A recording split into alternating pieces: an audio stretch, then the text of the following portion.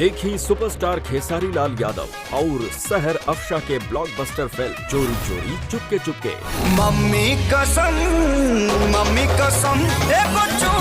17 सितंबर से बिहार और झारखंड के नजदीकी सिनेमा घरों में।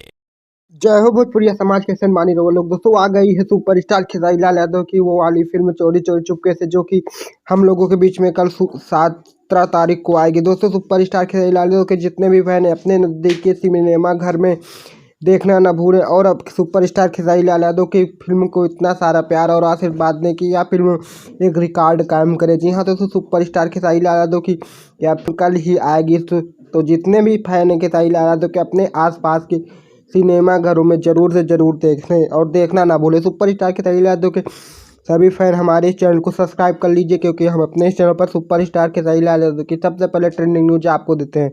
मिलते हैं नेक्स्ट वीडियो में, तब तक के लिए जय हिंद, जय भारत, जय भोजपुरी समाज।